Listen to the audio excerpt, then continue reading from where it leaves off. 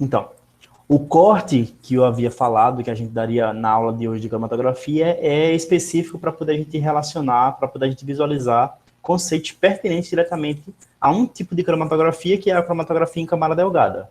Mas a gente vai falar no geral o que seria a cromatografia e depois a gente vem a falar sobre o nosso objetivo de aula de hoje. Então, mais uma vez, nossa aula especificamente hoje é para falar um pouco sobre cromatografia em camada delgada, certo? Então, os métodos cromatográficos, se a gente for fazer essa agregação da palavra cromo e grafia, a gente vê da derivação desses prefixos e sufixos, que grafia quer dizer escrita e cromo quer dizer cor. Então, se a gente fosse traduzir ao pé da letra o que significaria a segregação da etiologia da palavra, a gente veria que seria escrita baseada em cor, escrita de cores, algo desse tipo. Isso porque os métodos cromatográficos, inicialmente, eles foram utilizados para produtos de origem natural e que esses produtos continham cor. Então, a princípio, esse método cromatográfico, ele seria um método capaz de fazer a separação de componentes e que essa separação era baseada em cores. Só que hoje a gente conhece o métodos cromatográficos de uma maneira bem ampla, em geral, em toda a sua essência, e a gente visualiza que esses métodos cromatográficos, eles não são somente empregados hoje para poder realizar a separação, e sim para poder a gente realizar a análise e também a identificação, sendo considerado um método quantitativo, a depender do tipo de cromatografia que é utilizada, eu posso informar que aquele método ele é um método qualitativo ou ele pode ser um método quantitativo, certo? Isso porque ele permite não somente a separação dos componentes como dos seus primórdios, e sim também a análise do que contém uma mistura e a identificação daqueles componentes que compõem uma mistura. E hoje a gente sabe ainda mais que não somente produtos que contêm cor conseguem ser visualizados durante a visualização de um cromatograma. Substâncias incolores também conseguem ser analisadas, identificadas e também separadas. Como que isso acontece, a gente vai visualizar daqui a pouquinho. Esses métodos cromatográficos, o principal objetivo seria a análise, a identificação e a separação, ela nada mais é do que a interação de componentes em dois meios, em duas fases. O que a gente chama de fase estacionária e uma fase móvel. Então, os componentes que estão lá sendo analisados, que estão sendo identificados, que estão sendo separados, os componentes de uma mistura, que estão sofrendo esses processos, eles vão estar lá interagindo duplamente com essa fase estacionária e com essa fase móvel. O que é uma fase estacionária e o que é uma fase móvel, também daqui a pouco a gente fala sobre isso. Então, a depender da natureza dessas fases estacionárias e móveis, existem alguns tipos de cromatografias que a gente também já até pontuou na nossa primeira aula de química analítica. Então, existe um tipo de cromatografia que é chamada de cromatografia sólido-líquido, onde deste tipo de cromatografia fazem parte a cromatografia em coluna, a cromatografia em camada delgada ou camada fina, e também a cromatografia em papel. Outro tipo de cromatografia é uma cromatografia líquido-líquido, onde dentro desses sistemas estacionários e móveis líquido-líquido fazem parte a cromatografia líquida de alta eficiência. E um outro tipo, que é a gás líquido, faz parte da cromatografia gasosa. Então, esses aqui são os principais tipos de cromatografia, onde a sua separação, a sua divisão, na verdade, diz muito sobre a natureza das fases estacionárias e das fases móveis. Se as fases estacionárias e móveis forem sólidos e líquidos, esses aqui são os principais tipos de cromatografia a serem visualizadas. Já se eu falo sobre uma cromatografia líquido-líquido, quer dizer que ambas as fases estacionárias e móveis estão nessa fase, a fase líquida, onde dentro dessa cromatografia faz parte da cromatografia líquida de alta eficiência, ou que a gente conhece pelo inglês, o HPLC. Já se a fase móvel ela for um gás e a fase estacionária for um líquido, eu tenho aqui uma cromatografia dita como sendo uma cromatografia gasosa.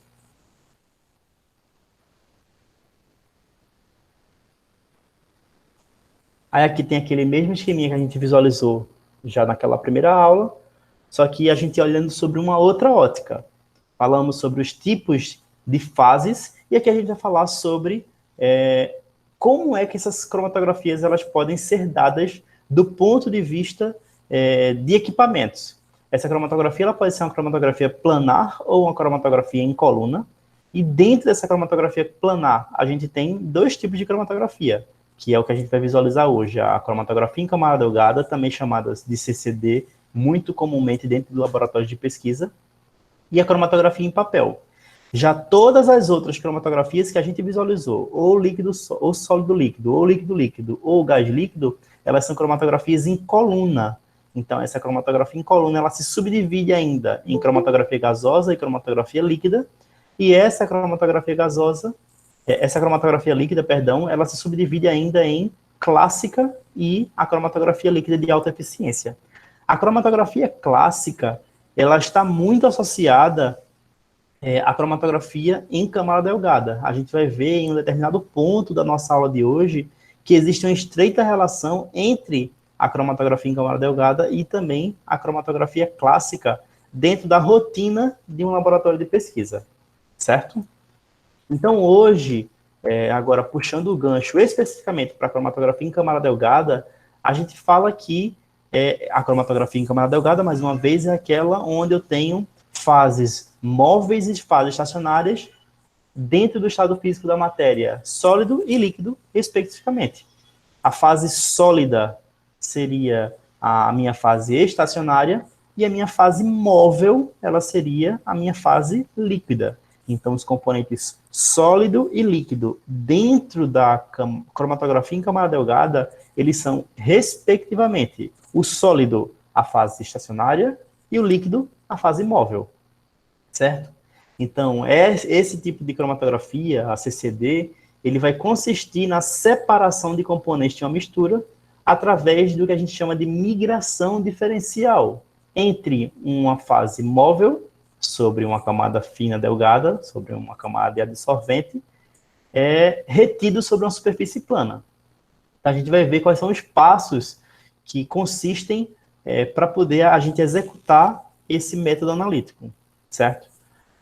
A cromatografia em camada delgada, ela tem dois princípios básicos. O primeiro princípio e o processo que é fundamental para a execução desse processo analítico é um fenômeno chamado de adsorção.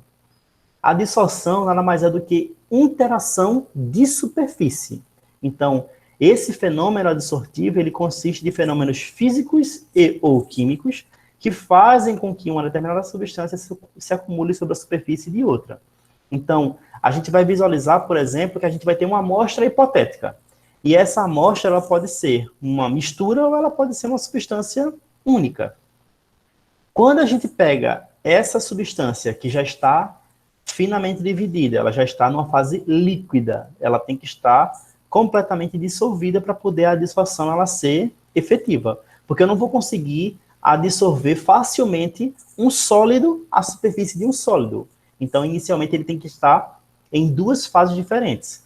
Como o meu agente adsorvente, a minha fase estacionária, a minha fase que vai estar lá paradinha sobre essa superfície plana, ela é uma fase que é sólida, como eu já havia falado anteriormente, então a minha amostra ela tem que estar na fase líquida.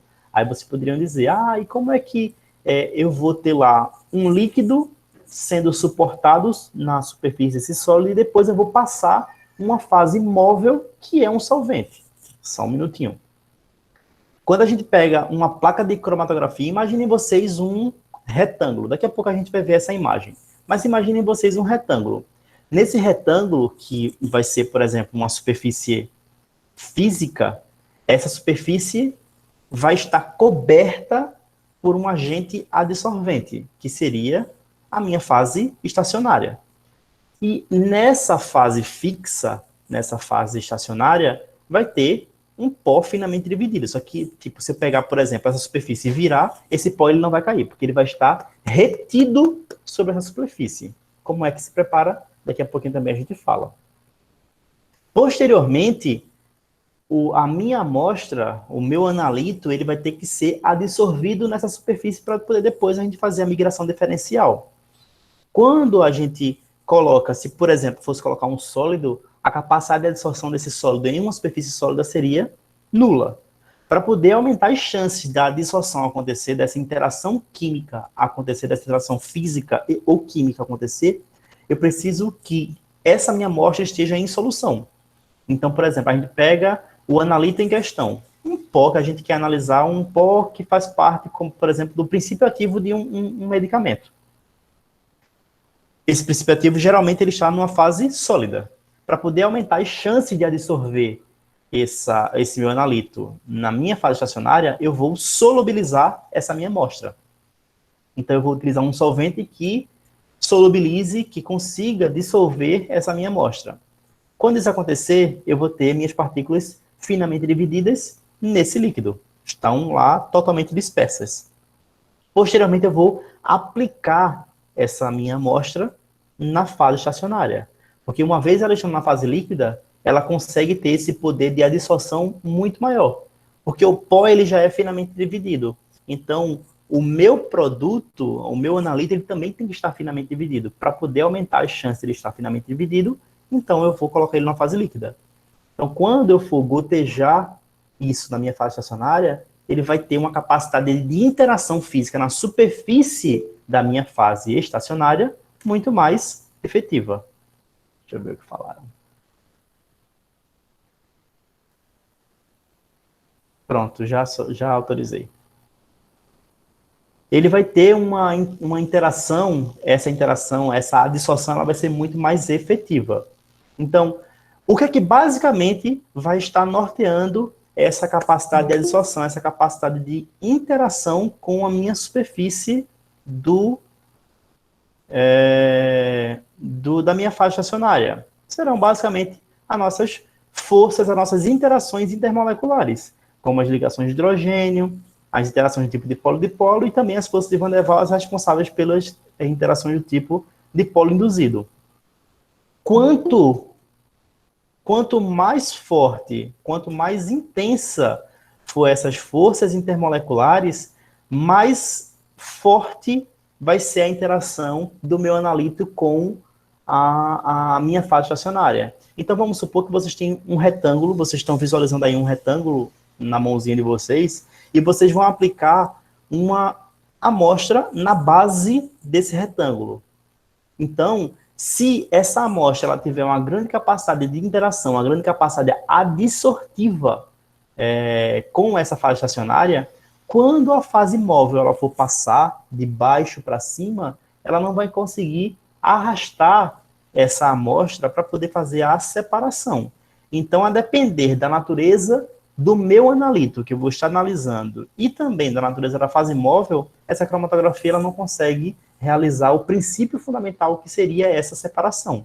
Então, para poder a separação, para poder a migração diferencial ela acontecer, eu tenho que ter a escolha adequada de quem é que vai ser a minha fase estacionária e de quem é que vai ser o componente que vai realizar a eluição, no caso, a fase móvel a ser escolhida para esse meu método analítico, certo?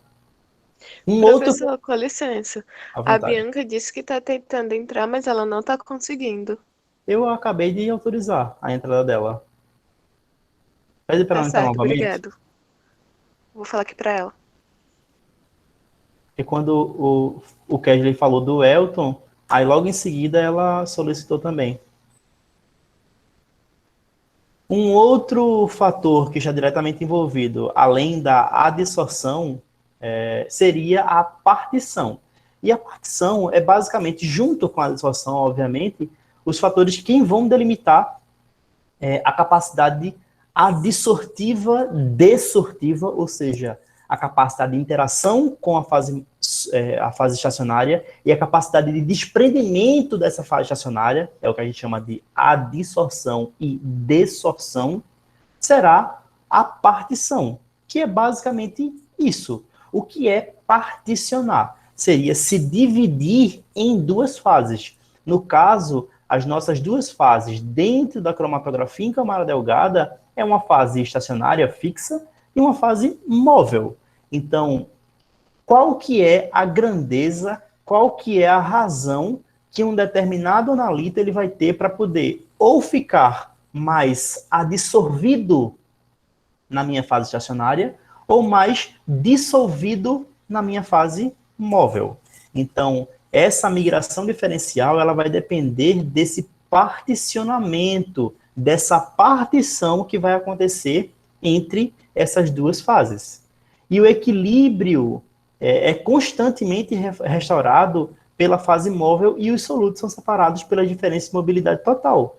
Então, quando eu tenho como a fase móvel, ela é de polaridade muito bem, a fase estacionária, perdão, ela é de solubilidade, de polaridade muito definida, quem vai delimitar essa capacidade de adsorção e de desorção, basicamente vai ser a fase móvel, que é nessa fase móvel que a gente vai fazer ajustes de polaridade para poder a migração ela acontecer, a migração e a separação acontecer de forma mais adequada. Então, esse equilíbrio que está lá sendo gerenciado pelo componente adsorvido e pelo componente dissolvido, ele basicamente é delimitado pela fase móvel, pela fase que está lá sendo responsável líquida pela separação desses componentes. Essa partição, ou coeficiente de partição, ela nada mais é do que uma razão entre a concentração da substância que está dissolvida e a concentração da substância que está adsorvida. A partição é um equilíbrio químico, e equilíbrios são delimitados, são gerenciados pela concentração dos produtos sobre a concentração dos reagentes em qualquer âmbito. Aqui não é diferente. Quanto maior for esse coeficiente de partição, maior vai ser a mobilidade da substância. O que é que eu estou dizendo com isso? Uma substância que ela tem um alto coeficiente de partição, como ela tem uma grande afinidade pelo componente móvel da minha cromatografia em camada delgada, quer dizer que a minha substância ela está se movendo para o topo da placa cromatográfica. Então, quanto maior for esse valor numérico do coeficiente de partição, a mobilidade da substância no meu sistema de eluição, ou seja, no meu sistema móvel, ela vai ser muito alta. Então, a afinidade que ela vai ter com esse componente, especificamente da fase móvel, vai ser muito alto. E esse é um ponto-chave que a gente tem que ter ciência para quando a gente for analisar uma placa cromatográfica, ter ideias de polaridades dessas substâncias. Dentro da química orgânica, quando a gente tiver um maior arcabouço de funções orgânicas, eu vou colocar um problema de cromatografia em camada delgada que é para poder a gente tentar solucionar. Tudo bem? Como eu havia falado, existem alguns fatores que vão delimitar a execução e o que a gente vai visualizar dentro da cromatografia em camada delgada. Inicialmente, a gente tem que ter ciência dos diferentes tipos de fase estacionária que a CCD ela comporta. Então, a princípio, existem duas fases estacionárias muito bem conhecidas, que é a sílica, ou o óxido de silício, e a alumina, que é o óxido de alumínio. Essas duas fases estacionárias, elas são amplamente utilizadas. No entanto, a mais utilizada dentre essas duas seria a utilização da sílica, especificamente a sílica gel. Sílica gel porque ela consegue formar um filme sólido por cima de uma fase fixa, que essa fase fixa pode ser, por exemplo, uma lâmina de vidro. Enfim, a sílica ela é amplamente utilizada porque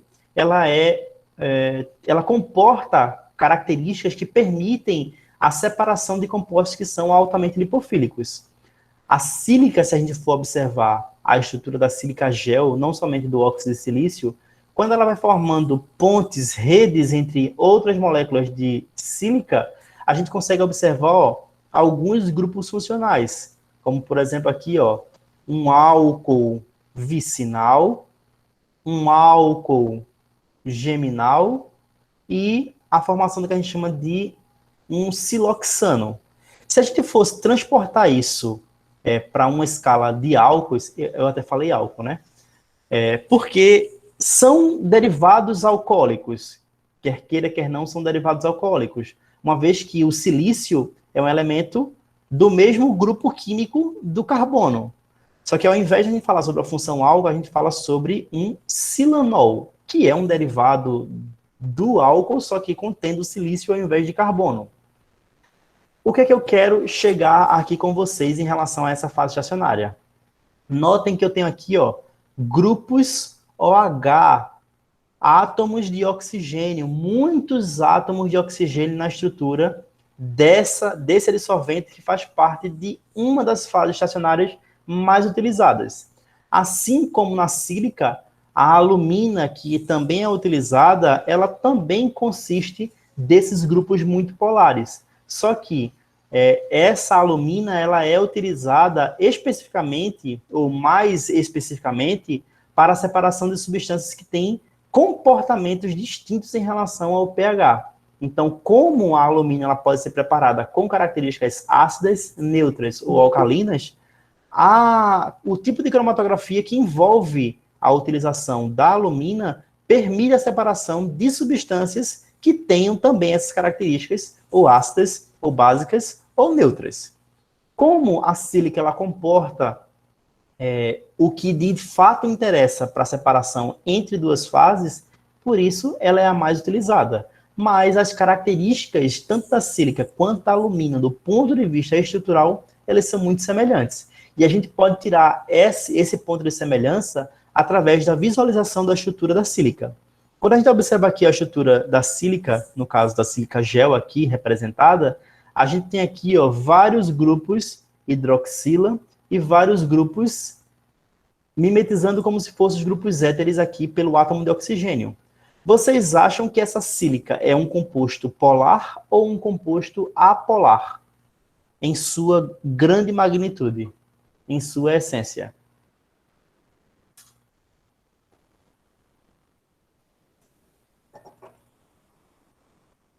A sílica ela é um composto mais polar ou um composto mais apolar? Apolar, não, professor? Molar. A ou pó? A. Por quê? Devido à afinidade mais com compostos lipofílicos? Então, ela é usada para separação de compostos lipofílicos.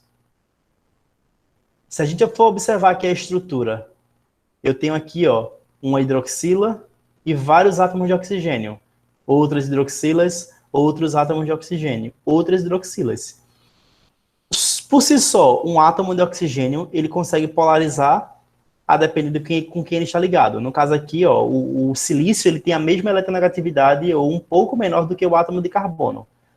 Existe diferença de eletronegatividade entre oxigênio e silício? Se fosse o carbono, existe diferença de eletronegatividade entre o oxigênio e o carbono? Existe. A ligação é polarizada? Sim. O polo negativo aqui ó, no átomo de oxigênio, por ele ser mais eletronegativo, e o polo positivo aqui no átomo de silício, por ele ser menos eletronegativo. Ok.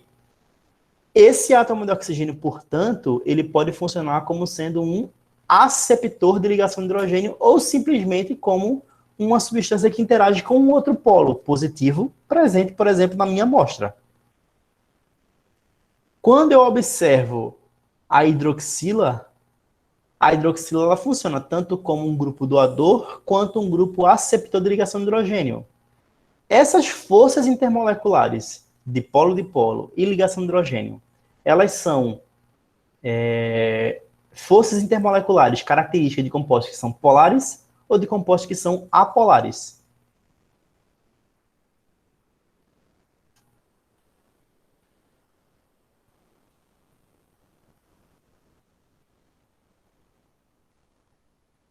Para um composto interagir com a sílica, lá na capacidade de adsorção com ela vai ter que realizar interação com esses sítios aqui, principalmente, porque eles são em maior quantidade na estrutura da sílica. Esses fragmentos aqui, OH, oxigênio, OH, eles são fragmentos polares ou apolares?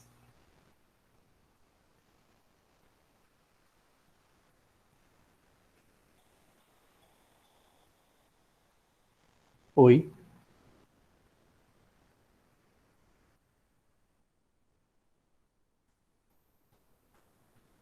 O grupo OH, pessoal, é um grupo polar ou apolar. A gente já está cansado de visualizar isso dentro de química orgânica. O grupo OH é um grupo polar. Estudem, estudem. Então, se eu falei anteriormente que tanto a sílica quanto a alumínio, do ponto de vista estrutural, elas são muito semelhantes, então essa minha fase estacionária é uma fase que é extremamente polar. Por isso que ela permite a separação de compostos apolares e compostos lipofílicos. Por quê? Porque a minha fase móvel utilizada, ela vai fazer essa migração diferencial. A minha fase de móvel, ela vai tentar competir com o que está lá fixo na minha fase estacionária para poder fazer a amostra ela migrar, para poder ela fazer ela evoluir durante a apresentação de um cromatograma. Então, essencialmente, a minha fase estacionária, independente se ela é uma fase composta por sílica ou se uma fase composta por alumina, ela tem propriedades polares. Guardem essa informação. Então, a presença aqui desses grupos silanol ou do aluminol, caso fosse alumina, elas são responsáveis pela alta polaridade da minha fase estacionária. Então, a fase estacionária é algo muito polar, certo? Um outro ponto, o contraponto, na verdade, da cromatografia em camada delgada seria a fase móvel. Então, quando a gente fala sobre a fase móvel, é ela quem basicamente vai estar delimitando a boa evidenciação do meu cromatograma. Por quê? A fase móvel é onde a gente pode mexer, é onde a gente pode brincar com proporções de solventes que estão sendo utilizados para poder constituir essa fase móvel. Então, quando a gente fala sobre a fase móvel de uma cromatografia em camada delgada, ela tem que, por princípio, causar uma boa separação dos componentes da amostra.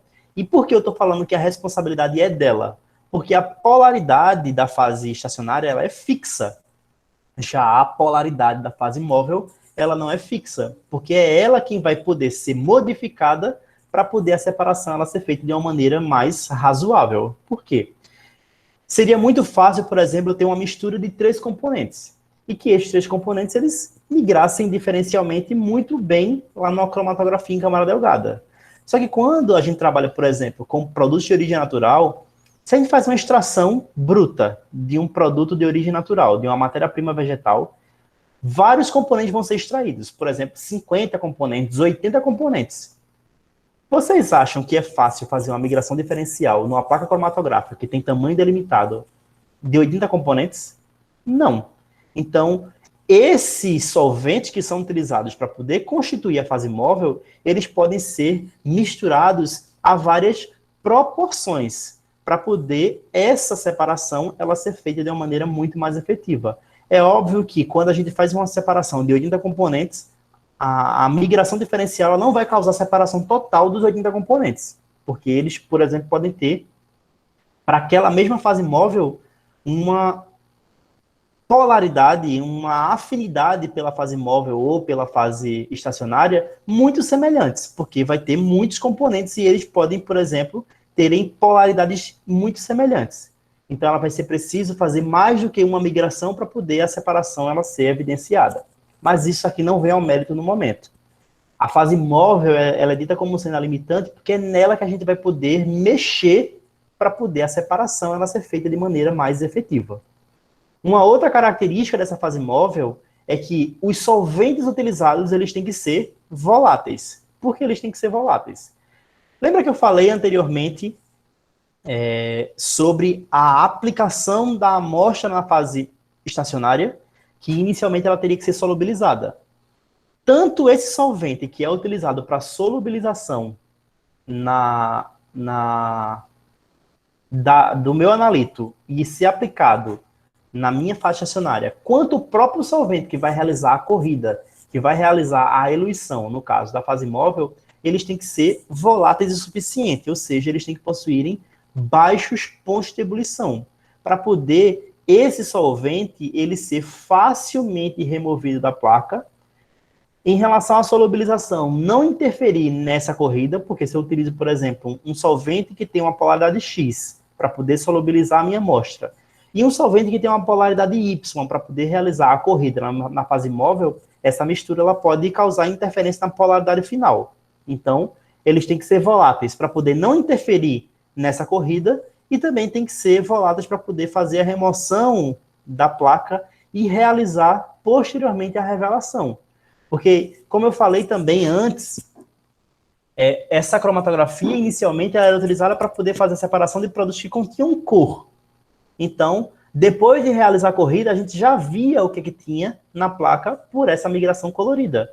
Só que muitos dos produtos que hoje são separados por CCD, eles não possuem cor. Ou seja, para poder a gente visualizar a separação, a gente precisa submeter, depois da corrida, depois da eluição, a um processo que a gente chama de revelação. E que essa revelação, dependendo do processo da revelação, ela pode estar lá sendo composta por um solvente e isso dá uma reação cruzada. Então, de uma maneira geral, qualquer solvente que venha a ser utilizado dentro da cromatografia, ele tem que ser um solvente que é volátil. A princípio, para poder não interferir na polaridade do meu sistema da fase móvel, e secundariamente para poder facilitar a remoção na placa como um todo e facilitar a sua revelação. Só que esse solvente que é utilizado para a constituição da fase móvel, ele tem alguns problemas. E que problemas são esses? Eu falei aqui anteriormente que a sílica gel, que compõe aqui ó, a minha fase estacionária, aquela paradinha na placa cromatográfica, ela tem uma característica que é polar. Se a minha fase móvel ela tiver também sendo utilizado um solvente que seja muito polar, então eu vou estar lá ó, competindo diretamente com a polaridade da minha fase estacionária. Então, se esse sistema ele for muito polar, provavelmente ele vai ganhar essa competição e a amostra vai migrar toda, porque é a fase móvel que faz com que, de fato, as substâncias elas sejam carregadas quando a migração diferencial ela está sendo executada. Então, se a minha fase móvel ela é muito polar, todas as amostras elas vão migrar para o topo da placa. Já se a fase móvel for muito apolar, ou seja, ela não vai conseguir soltar a minha amostra da fase móvel, do ponto de aplicação da base da placa. Então, se a fase móvel ela for muito apolar, nada vai migrar. Toda a amostra vai ficar retida na base da placa. Então, esses solventes que são escolhidos para poder realizar a cromatografia em camada delgada, que fazem parte da fase móvel, eles não são algo tão fixos assim. Não existe um padrão para a escolha de solvente que é utilizado para poder constituir a fase móvel de uma cromatografia em camada delgada. Isso vai muito da polaridade das substâncias que a gente vai separar. Então, o solvente que é escolhido para poder constituir a fase móvel, ele depende exclusivamente da polaridade daquilo que a gente vai estar tentando separar na cromatografia. E, geralmente, um único solvente ele não é utilizado para constituir essa fase móvel. Geralmente, se usa uma mistura de solventes que, no final dessa mistura, eles adquiram características que causem essa boa separação, que é a preconização desse método analítico. Então, aqui a gente tem alguns exemplos de mistura de solventes que é utilizado para poder essa migração diferencial ela acontecer. Então, a gente tem aqui diclorometano e etanol, uma mistura, uma proporção entre esses dois solventes, hexano e acetato de etila, clorofórmio e metanol. Aqui, por nomenclatura, provavelmente vocês não conhecem diclorometano, acetato de etila e clorofórmio. Mas clorofórmio e diclorometano são nomes vulgares, que são aceitos pela IUPAC para alguns aletos orgânicos. E acetato de etila é uma função orgânica chamada de éster, que a gente vai ver, inclusive, essa semana. Então, se a gente observar aqui, diclorometano, etanol, hexano, acetato, clorofórmio e metanol são solventes orgânicos. Em sua grande maioria, solventes orgânicos são caracterizados por sua apolaridade, ou seja, eles são substâncias apolares. Só que, se elas fossem essencialmente apolares, como eu já falei aqui anteriormente, a amostra ela ia ficar retida na base da placa. Então, não haveria migração diferencial. Só que notem, o diclorometano, por ser um composto halogenado, por ser um haleto orgânico, ele é muito apolar. E eu falei isso na aula de sexta-feira. Eles geralmente são solúveis em outros componentes que são igualmente apolares. Mas se a gente observar, o etanol, ele é responsável por interações de ligação de hidrogênio. Então ele vem aqui, contrabalancear essa essencialidade apolar que tem o diclorometano. Então, a fase móvel, ela nem vai ficar muito polar, se for composta somente por etanol, e nem ela vai ficar muito apolar, porque aqui ela tem um componente que é responsável por essa apolaridade que seria o diclorometano. Dependendo da proporção, eu vou poder jogar aí, brincar com essa polaridade do sistema para poder a migração diferencial ela ser bem evidenciada. Da mesma forma, o hexano e a acetato de etila. O hexano é um componente mais apolar, o acetato de etila, ele é responsável por uma polaridade nesse sistema. Então aqui a gente tem os extremos, apolar e polar. Brinca com essas proporções e a migração diferencial ela é executada de uma maneira mais fácil. Aqui é a mesma coisa, o cloroformo é um composto halogenado e o metanol um álcool, uma substância essencialmente apolar, uma substância polar. Então, a gente consegue também fazer uma migração diferencial com essas proporções que forem sendo executadas, forem sendo evidenciadas para essa mistura de solventes. E essa proporção ela vai depender basicamente das características químicas da minha substância. Então, como eu havia falado, essa fase móvel ela não pode ser nem extremamente polar e nem extremamente apolar para poder a migração diferencial ela não ficar ou no topo da placa ou na base da placa. Ela tem que ficar lá, migrando, oscilando na metade dessa placa. Porque daqui a pouco também a gente fala. Para poder essa migração diferencial acontecer de maneira ótima, então, geralmente é utilizado uma mistura de solventes que tenham distinção entre essas suas polaridades, para poder a migração diferencial acontecer de maneira mais efetiva. Certo? A próxima etapa posterior à aplicação da amostra na placa cromatográfica, na fase estacionária, seria um processo que a gente chama de eluição. O que é eluir? Eu tenho lá a fase fixa, a fase estacionária, que seria uma placa cromatográfica com a minha fase estacionária, que no caso seria ou a sílica ou a alumina. Realizei a aplicação da amostra no inferior da placa cromatográfica. Escolhi quem é que vai ser o meu sistema de eluição. Então, essa placa agora vai ter que ser corrida, ela vai ter que ser eluída. Então, o solvente ele vai ter que passar por toda essa placa. E é esse processo onde o solvente ele passa por essa placa, a gente chama de eluição. Para poder a eluição ela ser feita, eu preciso de outros equipamentos. São equipamentos simples.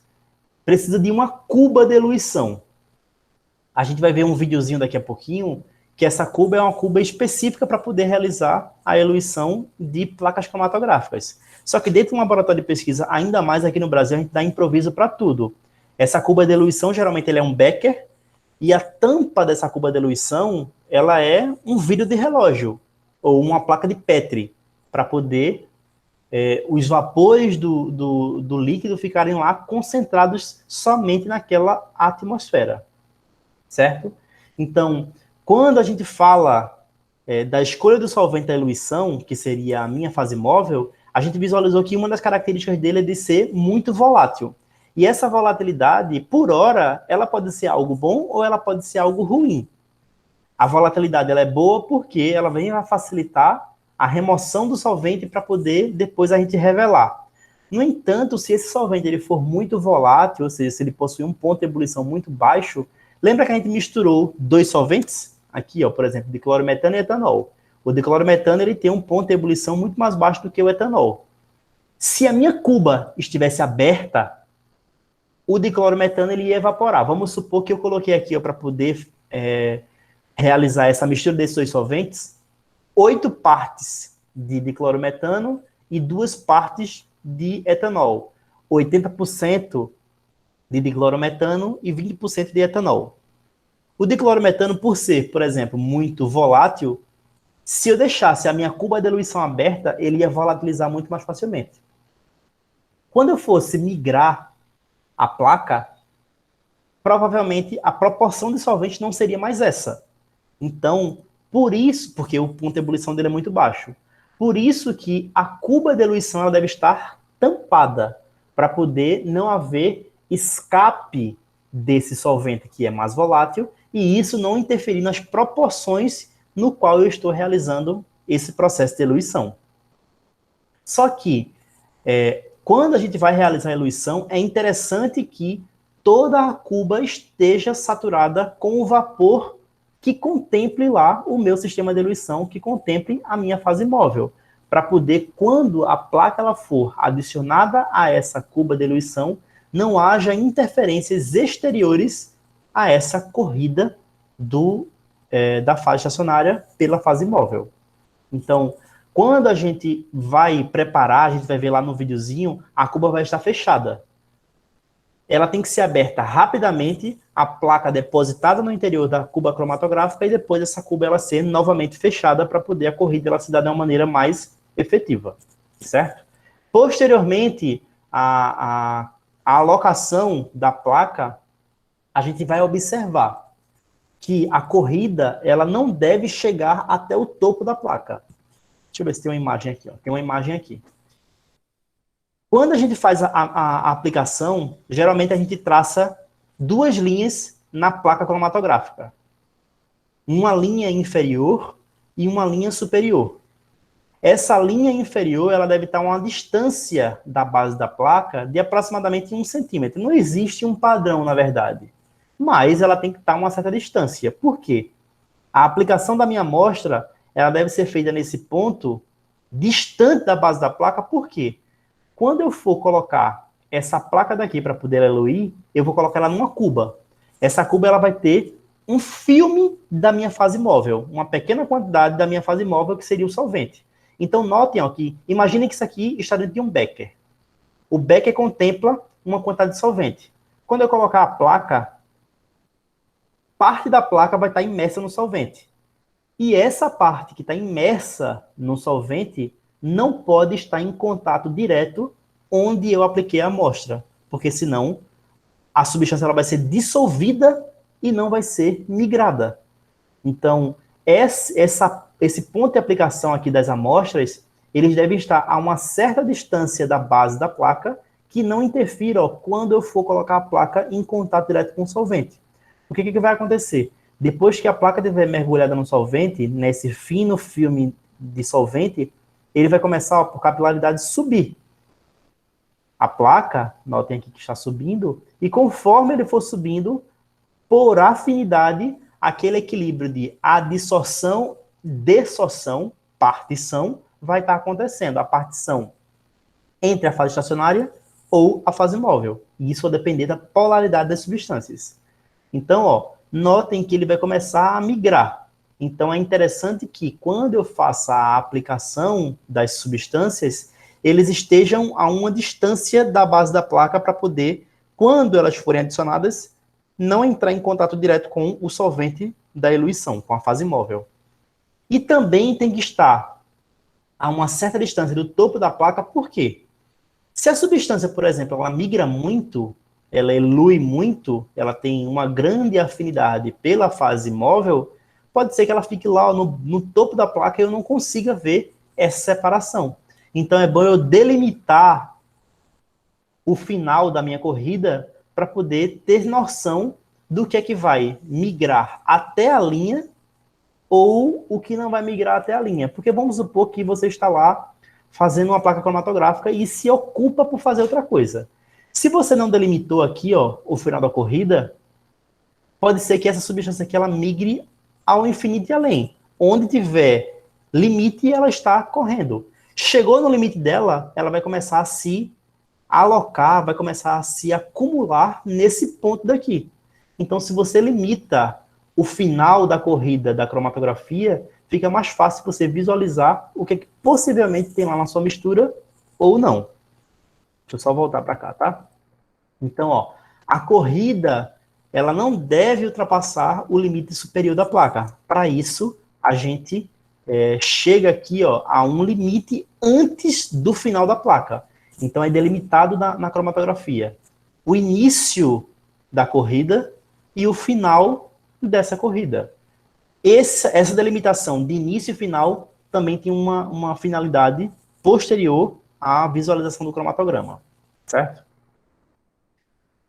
Durante o processo de eluição, os componentes eles vão ser separados de acordo com as suas propriedades de solubilidade e também de adsorção, como eu já havia falado. Então, se ele vai ter mais afinidade pela fase móvel, ele vai migrar mais. Se ele for mais afim da fase estacionária, ele vai ficar mais retido na base da placa ou mais para baixo da placa cromatográfica. Então, isso aí vai depender, ó, das suas propriedades em relação à capacidade adsortiva, desortiva e também em relação à sua solubilidade, a solubilidade dos componentes que fazem parte daquela amostra, certo?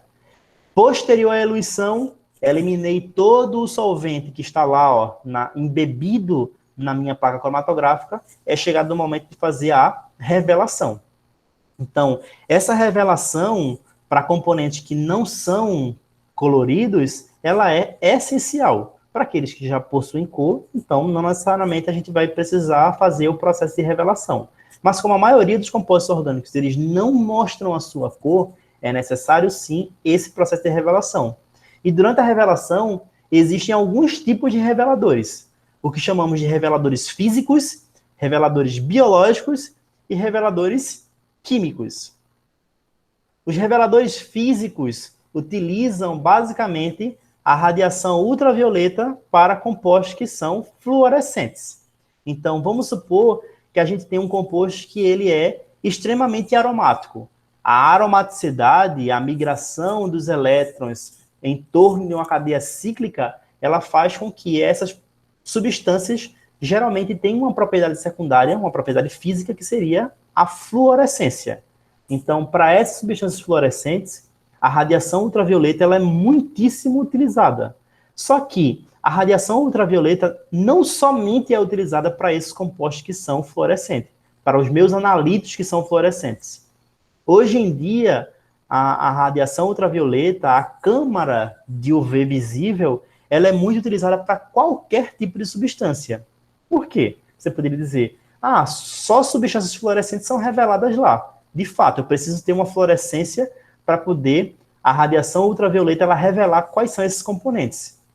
Mas, vamos supor aqui, ó, que a minha placa cromatográfica, que é composta basicamente ou por sílica ou por alumina, adicionalmente a essa estrutura do meu agente de adsorção, da minha fase estacionária, tenha adicionado a ele um fluorocromo. Então, quer dizer que aquela sílica, por si só, ela já vai ser fluorescente, porque ela vai ter uma substância fluorescente conjugada à minha sílica. Mesmo que a minha amostra ela não seja fluorescente, eu vou conseguir visualizar ela lá na CCD. Por quê? Quando eu apliquei aqui, ó, a amostra na base da placa, vamos supor agora, hipoteticamente, que essa placa daqui ela é uma placa que tenha sílica conjugada com um fluorocromo. Então, se eu colocar somente a placa em branco, já que a sílica é branca, lá na câmara de UV, aqui ó, na câmara de UV, eu vou conseguir visualizar uma substância fluorescente. A placa toda vai estar fluorescente, certo?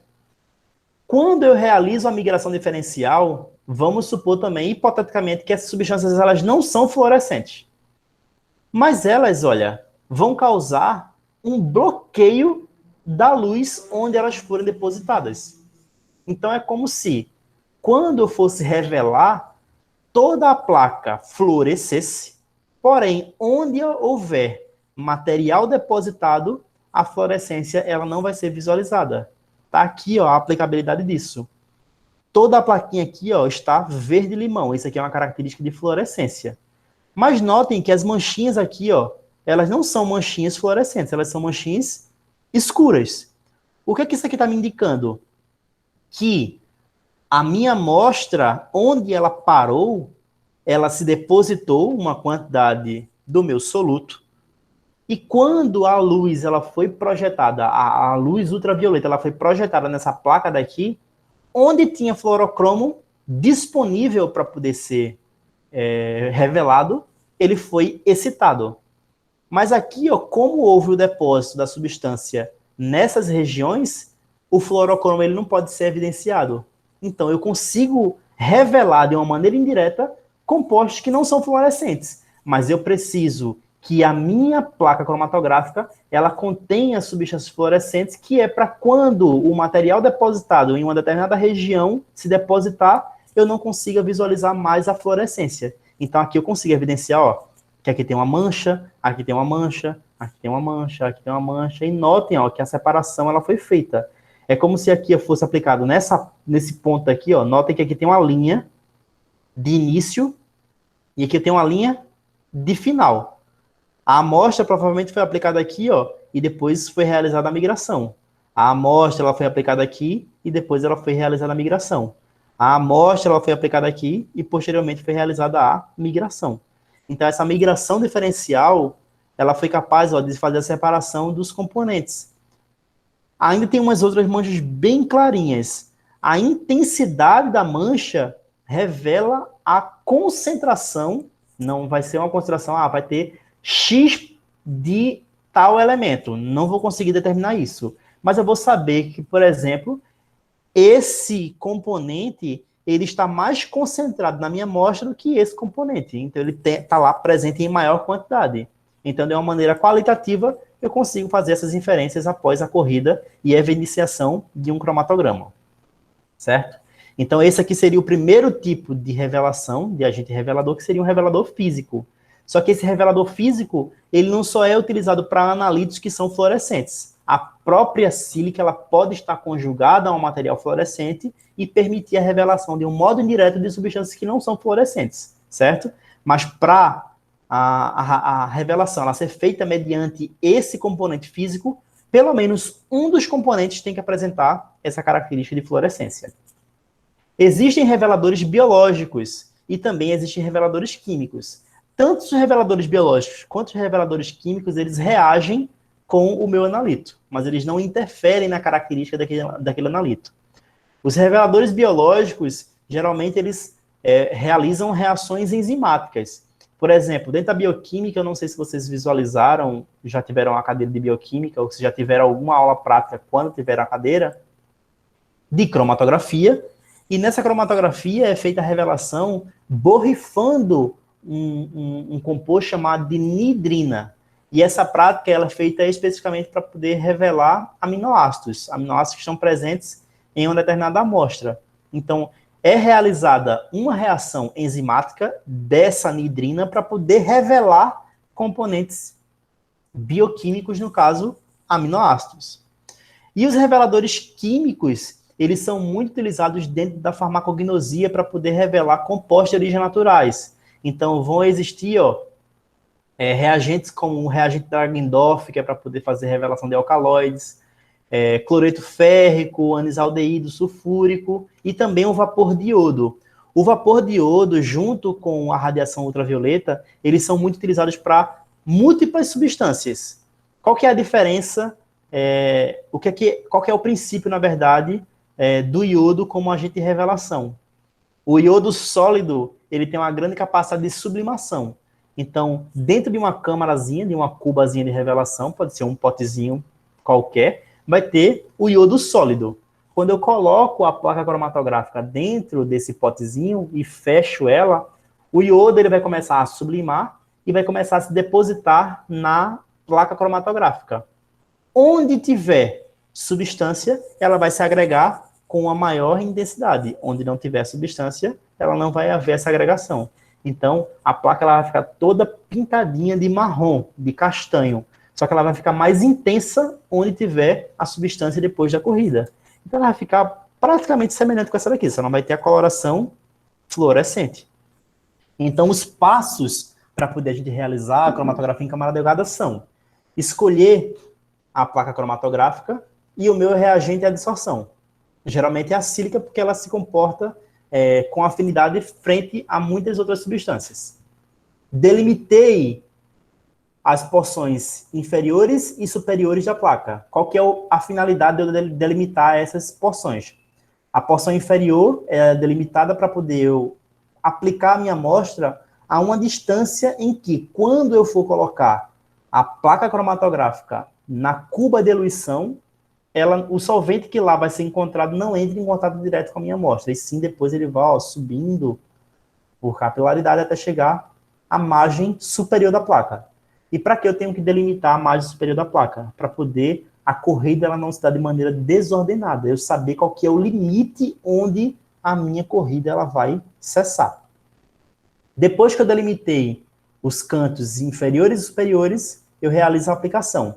Para poder a aplicação ela ser realizada, a minha amostra que pode, por exemplo, estar na fase sólida, ela tem que estar na fase líquida para poder a adsorção acontecer mais efetivamente. Então, eu vou escolher um solvente que solubilize melhor a minha amostra para poder ele pingar aqui, ó, para poder eu depositar a minha amostra e ela absorver na sílica ou na alumina.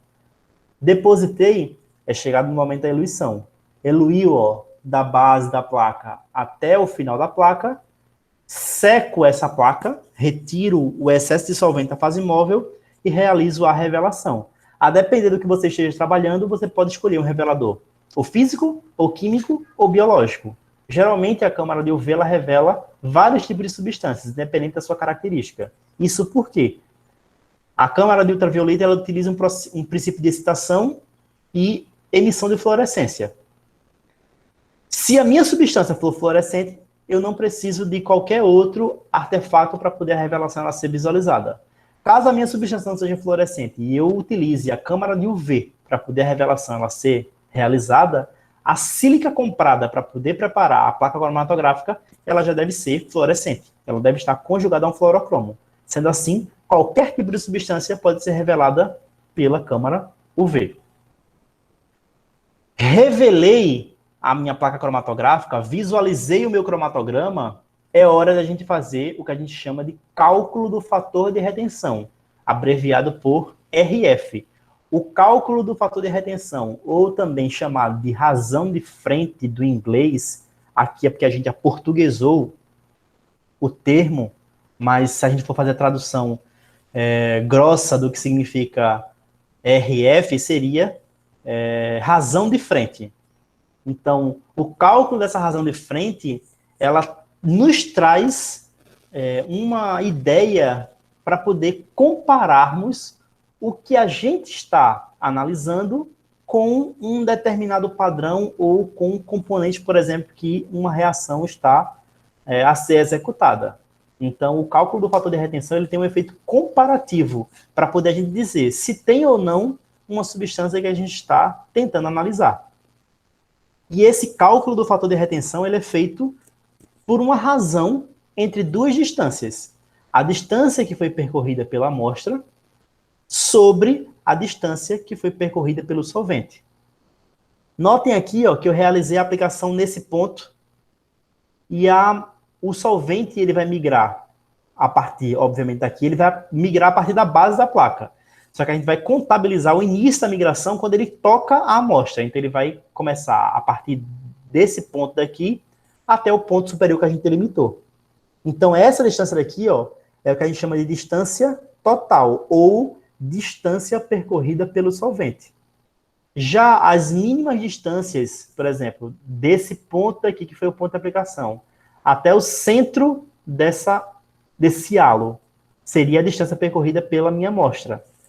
No final da eluição, eu vou ter ó, esse D, que eu chamo de Dzinho, que é o percorrido por esse componente dessa mistura, esse Dzinho, que seria o componente dessa mistura, e esse Dzinho, que seria o componente dessa mistura, sobre o D total, que é o início até o fim da eluição. Então, basicamente é isso. Vamos supor que eu tenho aqui uma mistura. Toda essa mistura daqui, ó, separou em 3 componentes. Para poder eu calcular o RF desses 3 componentes, a razão de frente ou o fator de retenção, isso aí seria uma razão da distância percorrida somente pela amostra e a distância percorrida pelo solvente. A distância percorrida por esse componente da amostra aqui, ó, a imagem está evidenciando que foi de 2 centímetros. Já a distância percorrida pelo solvente, ó, foi de 10 centímetros. Qual que seria a razão de frente? 2 sobre 10, ou seja, seria de 0,2. Já desse segundo componente da amostra seria 6 sobre 10, que seria a distância percorrida por esse componente da amostra sobre o total, no caso, 0,6. A distância desse componente da amostra seria 8 sobre 10, já que ele migrou ó, do ponto de aplicação até o final da sua migração, 8 centímetros. E o solvente, ó, ele migrou do início até o final da placa com uma distância de 10 centímetros. Então, 8 sobre 10, 0,8. Existe uma padronização desse valor ideal do fator de retenção. Os valores que vocês vão obter, por exemplo, de valores de RF, só vão variar de 0 a 1. Porque ó, os 100% é o que o solvente vai migrar. E sempre as amostras vão ficar entre o início e o final. Então, sempre vai ser ou 0, para aquela substância que não migrou nada, ou 1, aquela substância que migrou tudo. Só que, para uma substância pura, se eu quiser analisar uma substância pura, o fator de retenção ideal, ele deve estar lá ó, entre 0,4 e 0,6. E por que existe esse consenso que os valores de RF ideal para uma substância pura são entre esses valores de 0,4 e 0,6? Porque 0,4 e 0,6 ó, dá a ideia de uma substância que vai ficar aqui ó, na metade da placa. Então você vai ter uma visão mediana do comportamento daquela substância. Ou seja, ela nem migrou de menos. Porque vamos supor que anulem aqui nessa placa esses 2 pontos azul e roxo por enquanto. Vamos supor que eu utilizei um sistema de diluição e migrou somente isso aqui de vermelho. Ou seja, o RF dele deu 0,2. Se eu utilizasse, por exemplo, um outro solvente, uma outra fase móvel, que conseguisse separar mais, conseguisse migrar mais, pudesse ser que aqueles componentes que eu apliquei aqui, ó, muito próximo ao ponto de aplicação, eles migrassem mais e se separassem. Ou seja, para aquela minha amostra que eu dei a entender inicialmente que ela era pura, ela não estava pura. Ela simplesmente foi aplicada com uma fase móvel que não conseguiu separar. Então, não é interessante eu ter fatores de retenção muito baixos, porque ele pode não ter causado a separação da minha amostra e está tudo lá ainda muito conjugadinho.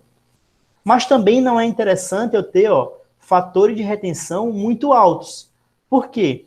Se as substâncias tiverem muita afinidade com o solvente, elas vão migrar muito rapidamente e chegarem lá e se agruparem no topo da placa. E, mais uma vez, eu não vou conseguir visualizar a separação e pode me dar a falsa ideia de que aquele analito que eu estou analisando, ele é uma substância que é pura. E, na verdade, ele é uma mistura e eu não consegui separar por esse método cromatográfico. Então, na maioria das vezes, é tolerado um fator de retenção entre esse intervalo de 0,4 e 0,6, porque ele nem é tão afim da fase móvel que não conseguiu separar, e nem ele é tão afim da fase estacionária, perdão. Ele é nem tão afim da fase estacionária que ele não conseguiu separar, e nem ele é tão afim da fase móvel que ele migrou muito e se agrupou lá em cima.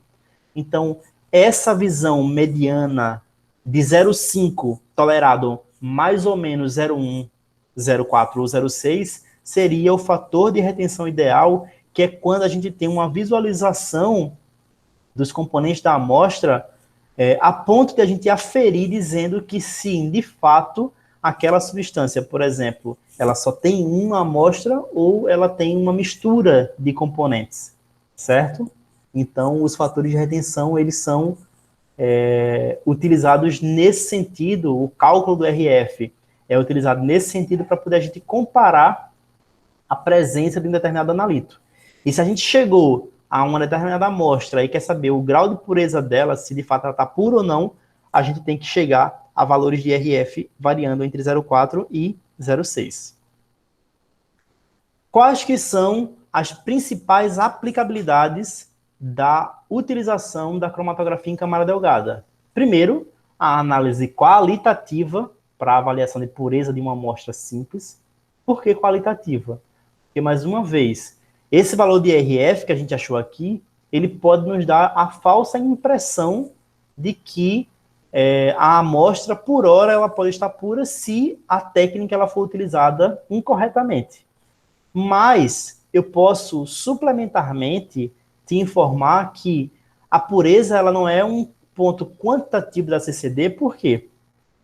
Se a gente pegar aqui, ó, essa amostra, óbvio que ela é uma mistura, mas vamos supor que só tivesse essa banda daqui, ó, mais intensa. Tá conseguindo todo mundo visualizar aqui a ponta do mouse, tá, né? Vamos supor que tivesse somente esse componente. A princípio, o que eu consigo visualizar. Mas aqui, ó, tem uma quantidade muito baixinha. Notem que aqui eu tenho uma manchinha bem pouco intensa. Então, essa baixa intensidade, dependendo de como você preparar essa amostra para poder realizar a corrida na cromatografia em camada delgada, você não consiga visualizar. A técnica da CCD, ela é muito indireta, ela é muito qualitativa. Então, você pode assegurar que uma substância ela está pura do ponto de vista qualitativo só se, durante a aplicação, você conseguir concentrar muito aquela amostra. Porque aí vai formar um halo bem intenso e isso pode descartar a possibilidade de surgimento de substâncias traço na sua análise, na sua amostra. Mas, de qualquer forma, eu não consigo avaliar 100% de que a minha amostra é pura só pela cromatografia em camada delgada. Então, é muito utilizado? Sim, mas ela não é utilizado para dizer isso com certeza, certo? Durante a corrida, eu consigo avaliar o número de componentes que tem numa mistura. Tá aqui, ó. Eu, quando corri essa amostra B aqui, ó, essa plaquinha B, eu consegui ver que aqui tem um componente, aí aqui, ó, nesse arrasto deve ter alguns outros componentes, aí que tem outro, tem uma infinidade de componentes. Então eu consegui visualizar, ó, que aqui eu tenho muitos componentes presentes em uma mesma amostra. Então a cromatografia ela pode nos dar indício da quantidade de componentes que numa mistura de um analito meu vai existir. Eu posso, ó, determinar a identidade de uma amostra por comparação com o padrão. Isso aqui é muito utilizado numa reação. Daqui a pouquinho eu vou colocar um exemplo aqui, aí a gente vai entender como é que isso aqui está acontecendo. Eu posso monitorar o progresso de uma reação química. Uma reação química, geralmente, ela é feita adicionando 2 reagentes. Então, quando essa reação ela for prosseguindo, eu for lá, ó, monitorando se a reação ela está evoluindo ou não, esses 2 reagentes, eles vão sumir, obviamente, para poder aparecer uma outra substância. Então, a reação química, ela vai ser dada através do desaparecimento gradual de uma das manchas desse reagente e surgimento de uma terceira ou de uma quarta, de uma nova mancha nesse cromatograma referente ao produto que vai estar sendo formado nessa reação química. Então, para poder monitorar, ó, as reações químicas, a CCD é amplamente utilizada. Ela é utilizada também para um processo posterior. Vamos supor que a CCD, eu fiz uma reação química e obtive uma mistura. A separação, eu estou visualizando pela CCD que tem uma mistura posterior à minha reação química. Só que eu preciso isolar quem seria o meu composto majoritário. E por muitas das vezes, por exemplo, uma recristalização não é suficiente para poder eu causar a purificação da minha amostra. Então eu posso utilizar um outro tipo de cromatografia, que é uma cromatografia em coluna, para essa separação ela ser visualizada. Só que, assim como a cromatografia em coluna, assim como a cromatografia em camada delgada, ela precisa de um solvente, a em coluna também vai precisar de uma fase móvel. E, geralmente, a escolha da fase móvel da coluna é feita pela CCD. Então, a escolha de um solvente apropriado para a separação cromatográfica em coluna, ela é feita previamente utilizando a cromatografia em camada delgada. Então, geralmente, aquele sistema que separa muito bem na CCD, eu posso utilizar na cromatografia em coluna, que ele também vai separar muito bem. E também para monitorar o que vai estar saindo. Eu expliquei lá na nossa primeira aula de analítica que uma coluna, ela migra de cima para baixo. A placa cromatográfica, ela migra de baixo para cima. Só que a diferença é que na placa cromatográfica, eu não consigo, de fato, separar os componentes da mistura. Já numa cromatografia em coluna, o componente da mistura eu vou estar adicionando em cima da coluna, o solvente vai estar sendo alimentado por cima e ele vai estar causando passagem por essa coluna cromatográfica e saindo na base da coluna. Então ele vai estar lá gotejando o solvente com os componentes da minha mistura, gradualmente conforme a partição pelo solvente for sendo evidenciada. Então o que está saindo da coluna, eu consigo visualizar pela cromatografia em camada delgada. Então a cromatografia em camada delgada é um recurso auxiliar para poder monitorar o que vai estar sendo separado, o que vai estar saindo da cromatografia em coluna. Então, são as diversas aplicabilidades que a CCD tem. Aqui está o exemplo que eu falei agora há pouco, que eu disse que eu ia mostrar para vocês, em relação ao monitoramento de reações. Aqui eu tenho uma reação, que a gente vai ver lá na química orgânica experimental, que é uma reação chamada de reação de redução. A gente tem aqui a acetofenona, o reagente que vai estar realizando essa redução, e o produto esperado, que é o feniletanol. Beleza. Aconteceu essa reação, como é que eu vou evidenciar se a reação ela já acabou ou se ela não acabou? Eu posso colocar aqui, no meu ponto 1, o meu reagente. Tá aqui, a acetofenona.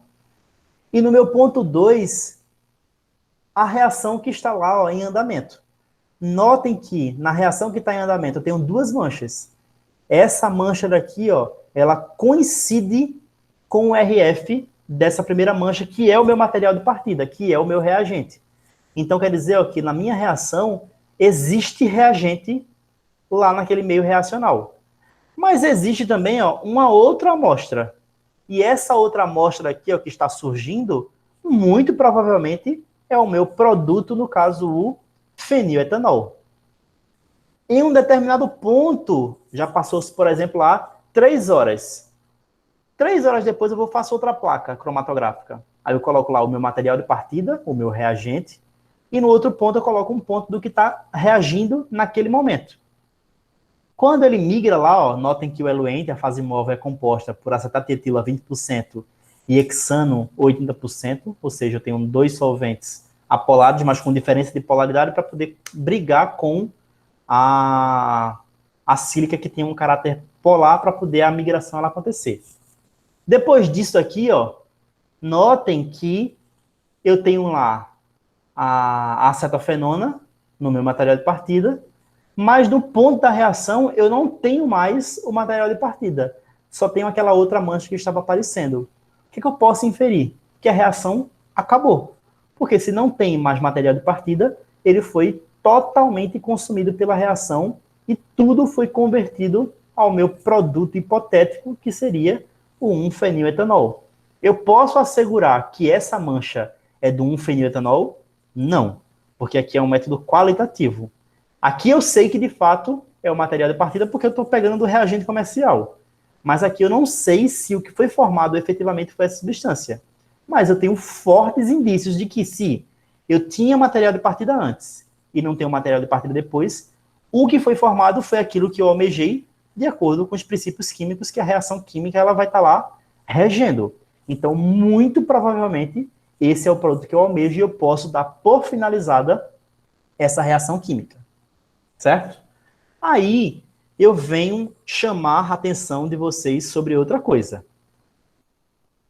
Eu tenho aqui um composto que migrou muito. E aqui eu tenho um composto que migrou menos do que esse. Se eu for notar aqui, ele está a uma razão de frente de 0,4, 0,45, por aí, porque ele está quase na metade da placa. Mas não é isso que eu quero saber. Esse aqui, migrou muito, o meu reagente migrou muito, e o meu produto, ele migrou menos do que o meu produto. O que é que eu posso inferir, também do ponto de vista qualitativo, sobre a polaridade dessas substâncias? A cromatografia, como eu havia falado, ela é composta por duas fases. Uma fase estacionária e uma fase móvel.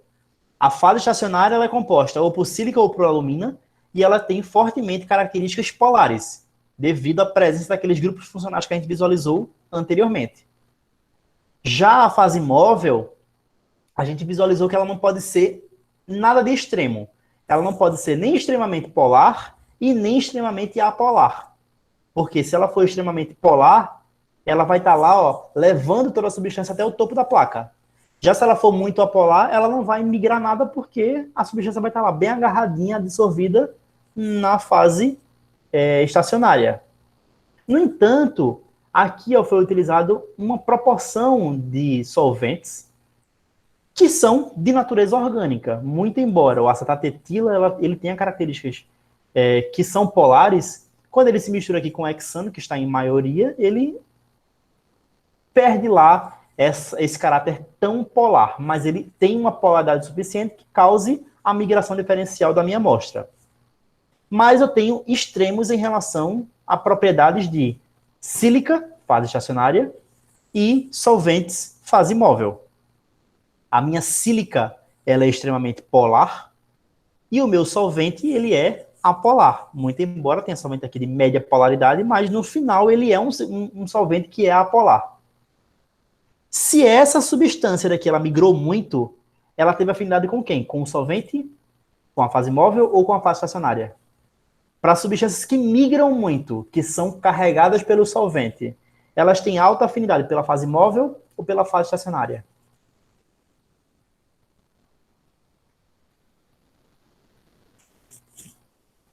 Oi?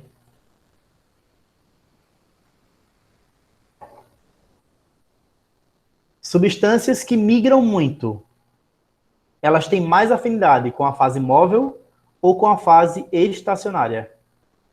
Com a móvel, professor? Com a móvel. A fase móvel, ela é mais polar ou mais apolar?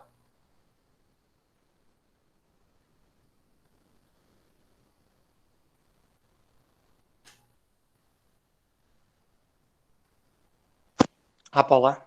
Apolar. Guarda essa informação. A substância que migra mais sempre vai ser aquela que tem mais afinidade pela fase móvel. Nesse caso aqui, a fase móvel ela tem um maior percentual de substâncias apolares.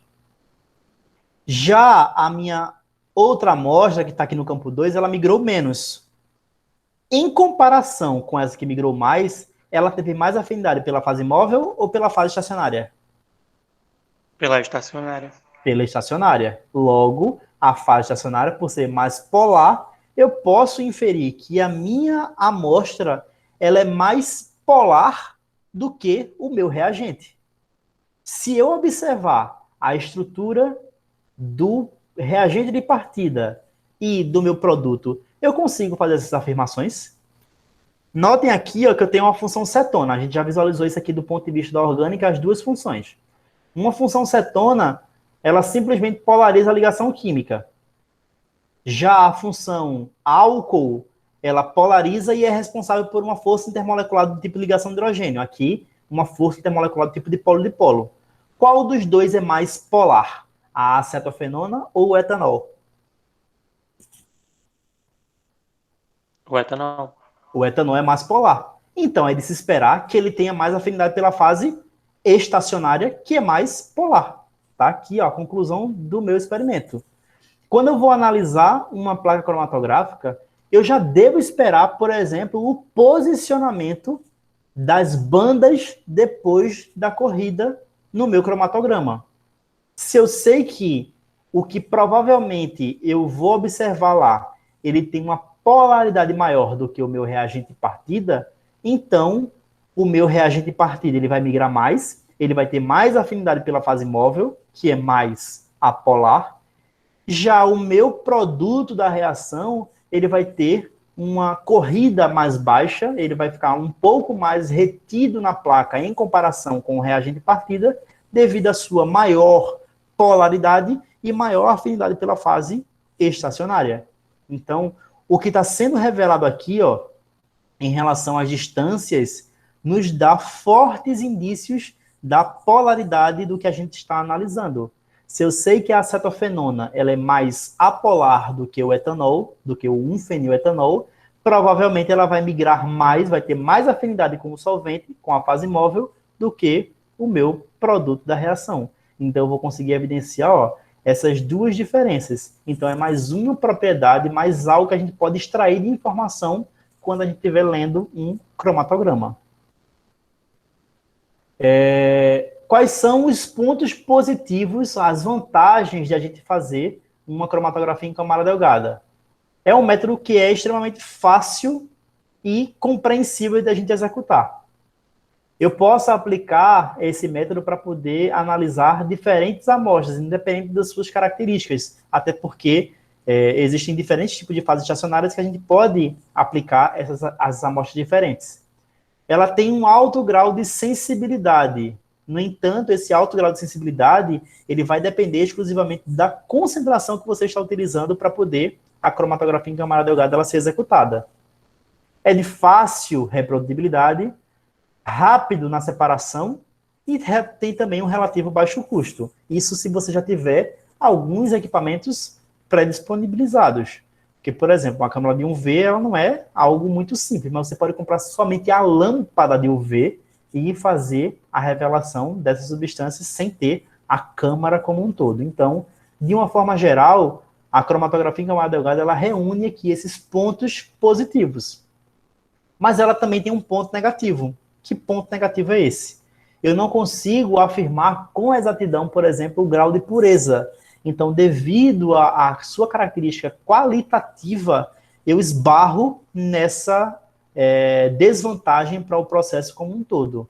Mas se a gente for contrapor o que é bom do que é ruim, o que é vantajoso do que não é vantajoso para a cromatografia em camada delgada, isso nos dá indícios da ampla utilização desse método em laboratórios de pesquisa ou em outras áreas de atuação no qual essa técnica ela pode ser utilizada, certo? Aí eu vou passar aqui um videozinho bem rápido para vocês analisarem como é que esse procedimento geralmente é feito.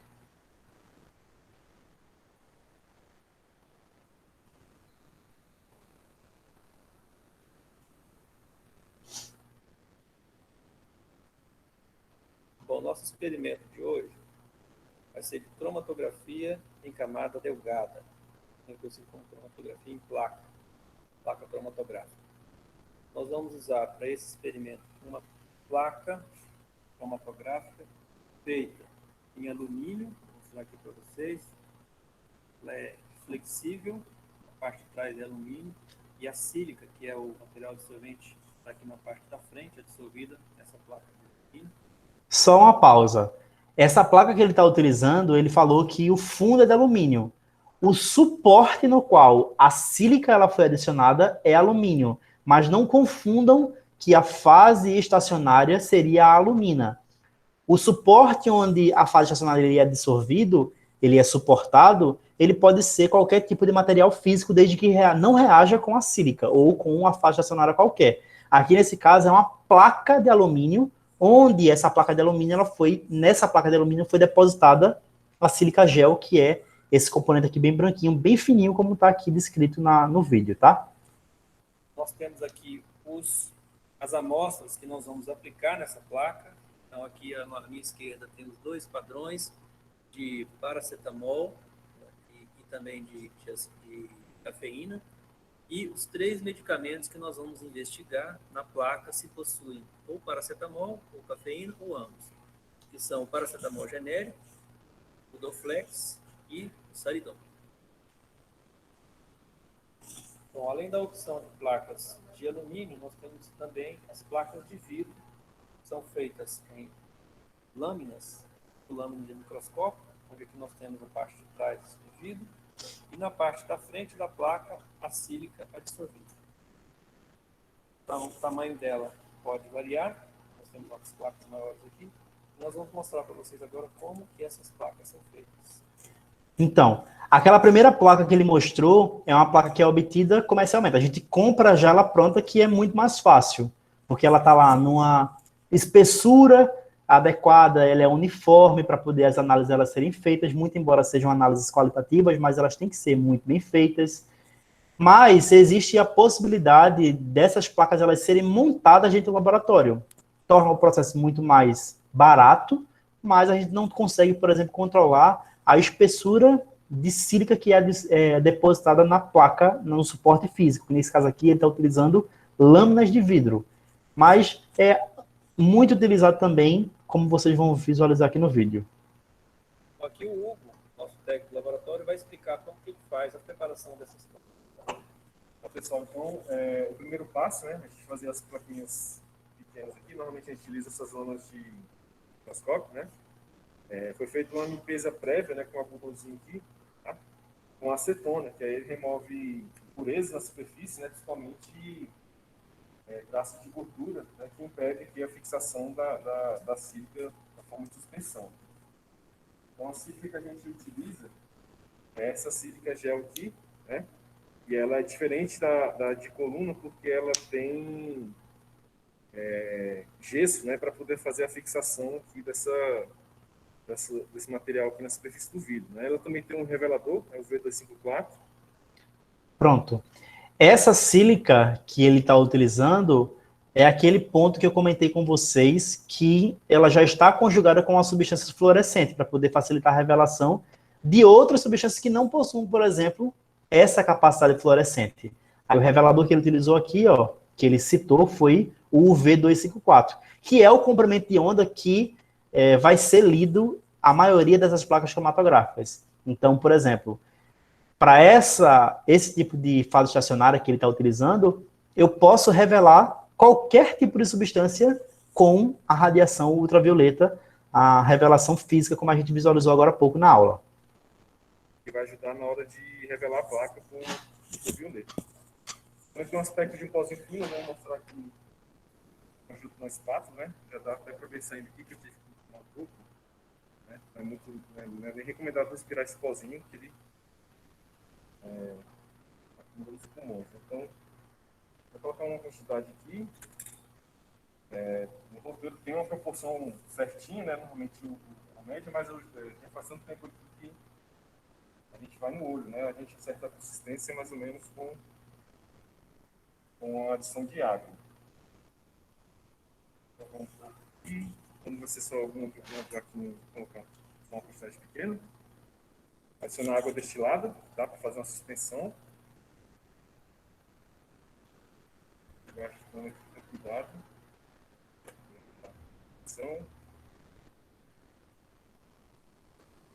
Aos poucos, né, até chegar na consistência desejada, que é mais ou menos a consistência de um mingau, né, um pouco mais grosso. Então aqui já está na consistência mais ou menos desejada. Então o próximo passo é aplicar com cuidado aqui, né, essa suspensão na superfície da plaquinha. Então a gente vai inclinar aqui. Cuidado.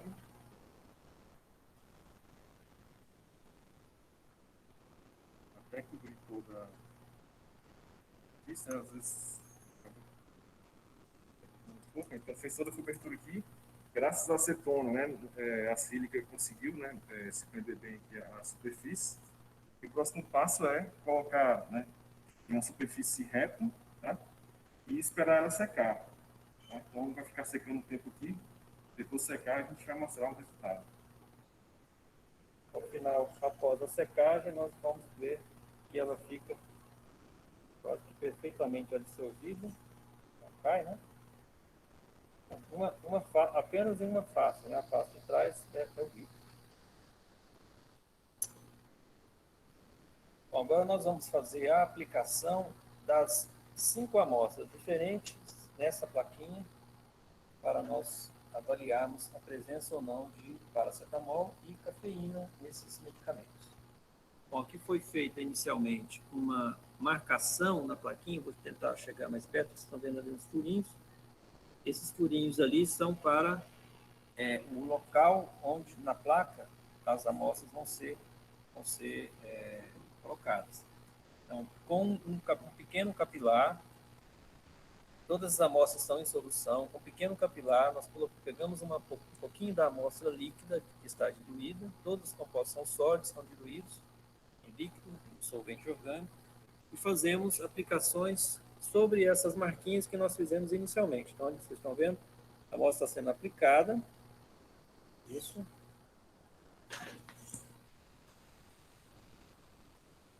E conforme a amostra é aplicada, o solvente evapora e a amostra sólida ou líquida, ela então fica dissolvida na superfície da sílica. É importante que essa amostra não seja aplicada muito embaixo na sílica. Como nós vamos colocá-la numa cuba com solvente, se ela estiver muito embaixo, ela vai se diluir no solvente, possibilitando assim a massa. A segunda amostra que vai ser aplicada é a amostra da primeira amostra, que foi para paracetamol padrão, agora a segunda amostra é da cafeína padrão.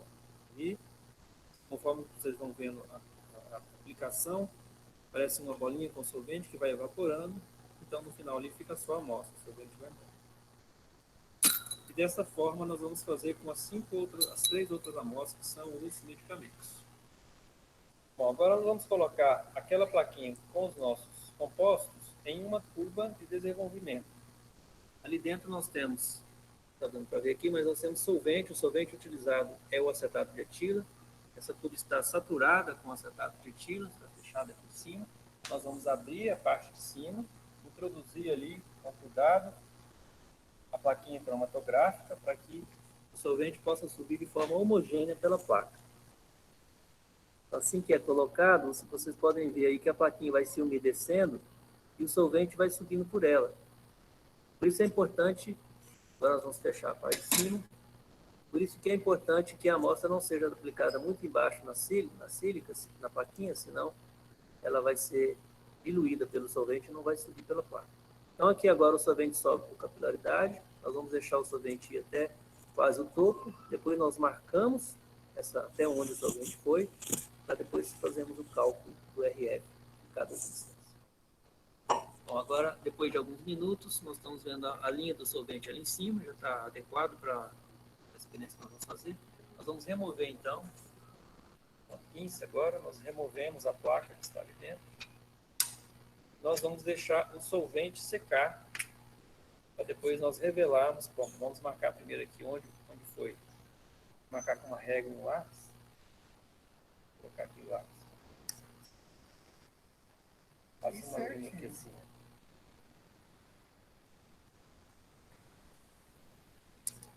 Podemos tanto fazer uma linha ali com a régua, tá, pessoal, como também fazer uma marcação para depois nós fazermos a medida em centímetros. Tá? Feito aí. Depois nós vamos falar esse valor para vocês, os valores aqui de quanto subiu o solvente e de quanto vai subir cada uma das amostras. Do ponto de aplicação até 6 centímetros exatamente. 6 centímetros do ponto de aplicação até o ponto máximo onde o solvente subiu. Esse valor vocês vão usar aí no denominador da continha que vocês vão fazer para calcular o fator de retenção de cada uma das amostras. Bom, agora chegou a hora de nós revelarmos a placa cromatográfica, porque a placa inicial ela não tem nenhum tipo de cor, então nós temos que revelar de alguma forma para que as manchas possam aparecer. Estão vendo a plaquinha? Não tem cor nenhuma, então não dá para saber o tipo de material que tem aí, então nós precisamos de um agente revelador. No caso, nós vamos usar uma câmara escura, toda fechada, né, para evitar a exposição à luz ultravioleta, e aqui uma lâmpada de ultravioleta que absorve emite, né, na região de 254 nanômetros. Essa placa, ela está desligada ali, a lâmpada, ela vai ser introduzida dentro dessa câmera. A luz, então, é ligada, nós vamos ver uma luz verde, ali está, e agora nós vamos ver a plaquinha, como que ela se comportou. Da esquerda para a direita, nós temos as nossas 5 amostras. A primeira é o padrão de paracetamol, a segunda, o padrão de cafeína, a terceira é o medicamento paracetamol, vendido nas farmácias, o quarto é o Doflex e o quinto é o Saridon. Então, nós podemos ver aqui como que essa plaquinha se comportou. E, baseado nessas manchas que vocês estão vendo aí, em princípio, cada uma dessas manchas representa um composto diferente, não é?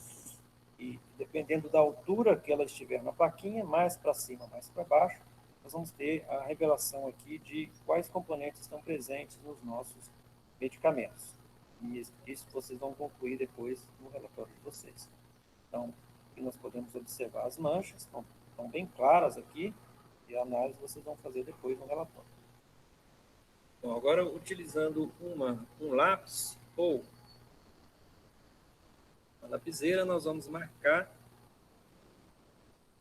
as manchas que estão sendo observadas. Observe que a Márcia está usando luvas também para evitar o contato com o ultravioleta. Agora nós podemos ver aqui a plaquinha já marcada com lápis, onde estão as manchinhas que nós observamos no ultravioleta. Agora, para o cálculo do fator de retenção, o RF de cada substância, nós pegamos aqui a metade da mancha. Então, vai ser a distância entre a percorrida pela mancha até a metade dela. Nós medimos esse valor para todos eles. E depois nós dividimos esse valor pelo valor de 6 centímetros que nós medimos anteriormente, que foi quanto o solvente subiu do momento, do ponto de aplicação da amostra até a parte de cima, a parte superior. Então, fazemos isso para cada uma das substâncias e, ao final, nós vamos transmitir para vocês os valores achados.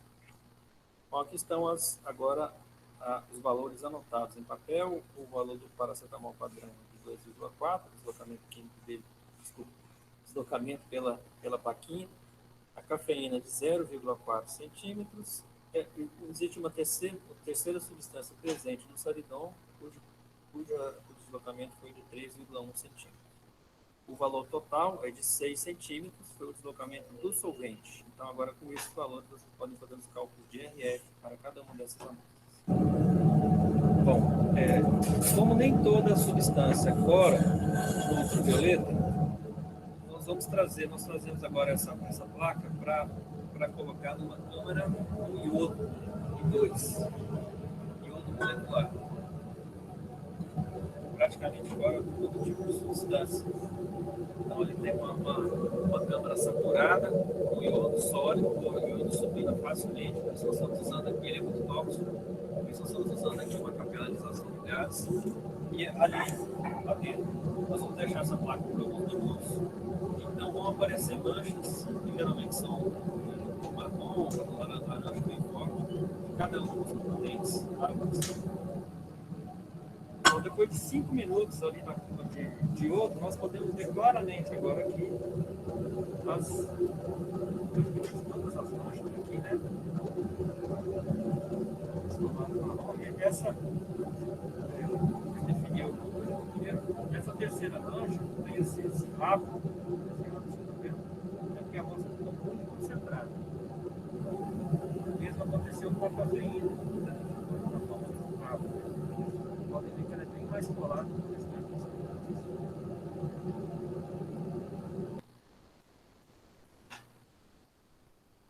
Deixa eu só voltar aqui rapidinho.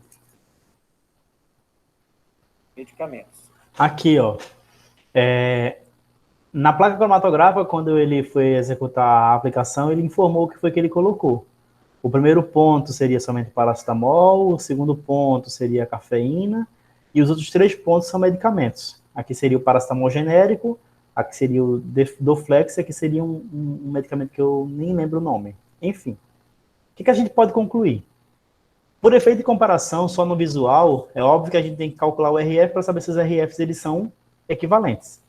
A primeira coisa que a gente deve ter cuidado quando a gente for fazer uma cromatografia de efeito comparativo é que todos os pontos eles sejam aplicados na mesma altura. Por isso que ele marcou aqui, ó. Pode ver que tem a plaquinha está meio que furada, está marcada aqui, ó, com os pontos onde ele iria realizar a aplicação. Porque se ele vai comparar RFs, todo mundo tem que partir do mesmo ponto, porque quando do final da corrida, eles vão parar, obviamente, se for a mesma substância, na mesma altura. Então é esse que é o princípio de comparação para essas substâncias utilizando a cromatografia em camada delgada. Mas para poder esse princípio ele ser obedecido, todo mundo tem que partir do mesmo ponto. Então, Todas as aplicações devem ser feitas sempre à mesma altura. O que a gente pode concluir? Ó?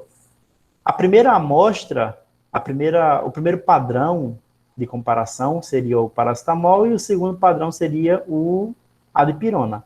Notem que aqui teve um arraste da amostra, assim como aqui também teve um arraste da amostra. E isso acontece quando o analítico que a gente aplicou na cromatografia, na placa cromatográfica, ele está muito concentrado. Então ele sai arrastando tudo de onde ele está até onde ele vai parar.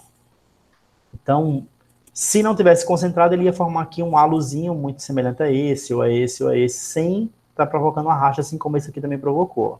Então, eu acho que ele até explicou isso no vídeo. Mas o que a gente pode comparar assim no visual? Que o genérico de paracetamol, de fato, contém um paracetamol, porque aqui é o padrão, aqui foram medicamentos que ele comprou.